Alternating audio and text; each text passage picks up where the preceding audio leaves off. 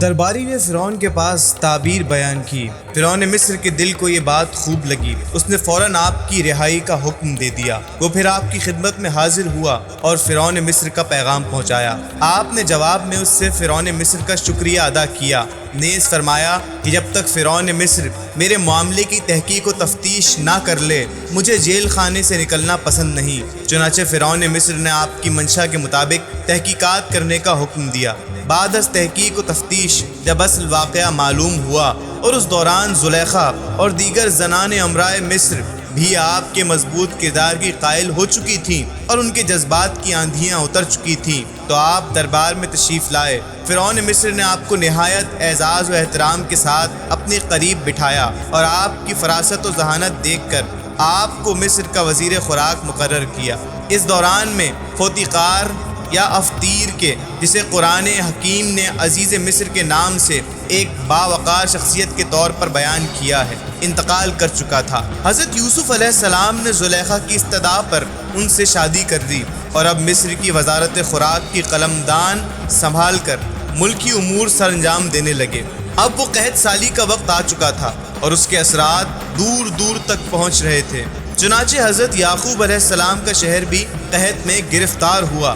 لوگ جوق در جوق غلہ حاصل کرنے کو مصر آنے لگے۔ دوسروں کو دیکھا دیکھی جناب یعقوب علیہ السلام نے بھی اپنے بیٹوں کو مصر کی طرف روانہ کیا۔ جب یہ مصر پہنچے تو آپ نے ان کو پہچان لیا، مگر وہ آپ کو نہیں پہچان سکے۔ حضرت یوسف علیہ السلام نے اپنے بھائیوں سے اپنے آپ کو مخفی رکھا، البتہ ادھر ادھر کی باتوں میں لگا کر حالات ضرور معلوم کر لیے۔ برادران یوسف علیہ السلام نے آپ سے کہا، اے عزیز مصر، ہم 12 بھائی تھے، ایک بھائی کو بھیڑیا اٹھا کر لے گیا، اب 11 بھائی ہیں۔ آپ نے پوچھا تمہارے باپ کو تسکین کیوں کر ملی؟ انہوں نے کہا کہ چھوٹے بھائی سے۔ آپ نے فرمایا اچھا، تم پھر آؤ تو اسے اپنے ساتھ لیتے آنا۔ جب وہ چلنے لگے تو حضرت یوسف علیہ السلام نے انہیں غلہ عنایت کیا اور وہ دام جو غلے کے لیے تھے وہ ساتھ لائے تھے، انہی کے غلے میں واپس رکھوا دیے۔ جب گھر پہنچ کر ان کے غلے سے روپے برآمد ہوئے تو یہ لوگ بہت خوش ہوئے۔ ہر چند حضرت یعقوب علیہ السلام اپنے چھوٹے بیٹے بنیامین کو ان کے ہمراہ بھیجنے پر تیار نہیں تھے، لیکن انہوں نے کسی نہ کسی طرح آپ کو رضامند کر لیا۔ چنانچہ جب وہ دوسری مرتبہ مصر گئے تو بنیامین کو ساتھ لیتے گئے۔ حضرت یوسف علیہ السلام نے اپنے بھائیوں کی خوب مہمانداری کی اور کھانے کے وقت 2 بھائی ساتھ بٹھا دیے۔ جب کھانے سے باری باری سب فراغت پا چکے اور بنیامین تنہا رہ گئے تو وہ اس خیال سے رو دیے کہ آج اگر میرا بھائی یوسف علیہ السلام زندہ ہوتا تو مجھے بھی اپنے ساتھ بٹھاتا۔ آپ نے بنیامین کو اس حال میں دیکھ کر اپنے ساتھ بٹھا لیا۔ جب رات کو سونے کا وقت آیا اور اس وقت بھی یہی معاملہ پیش آیا تو آپ نے چپکے سے بنیامین کو اپنے بارے میں ظاہر کر دیا اور خاموش رہنے کی ہدایت دی۔ دوسرے دن آپ کے بھائی غلہ لے کر چلنے لگے تو انہوں نے چلتے ہوئے حضرت یوسف علیہ السلام کا پیالہ چرا کر بنیامین کے سامان میں رکھ دیا۔ نتیجتاً یہ چوری جلدی ہی پکڑی گئی اور بنیامین اس ناکردہ گناہ کی پاداش میں روک لیے گئے۔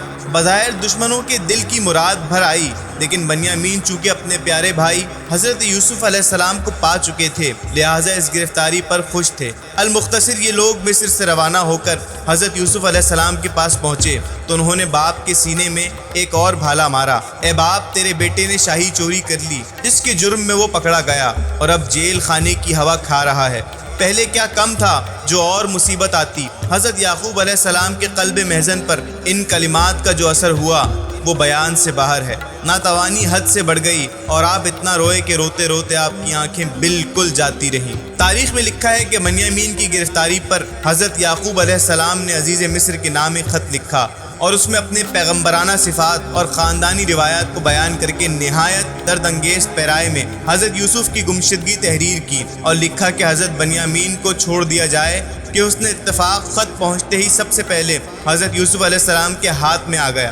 آپ نے جواب میں لکھا، بجز صبر کے اب کچھ علاج نہیں، صبر کرو مراد کو پہنچو گے۔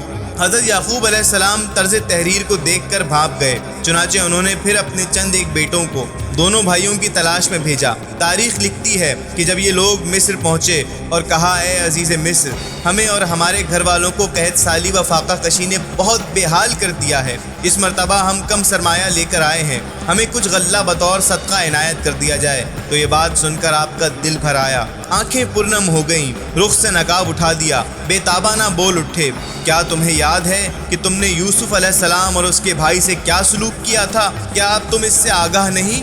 برادران یوسف علیہ السلام نے جب آپ کو غور سے دیکھا تو پہچان گئے اور قدموں میں گر کر معافی مانگی۔ آپ نے نہ صرف انہیں معاف کیا بلکہ آگے بڑھ کر گلے سے لگا لیا۔ اس کے بعد آپ نے گھر کے حالات معلوم کیے اور انہیں غلہ دے کر روانہ کیا۔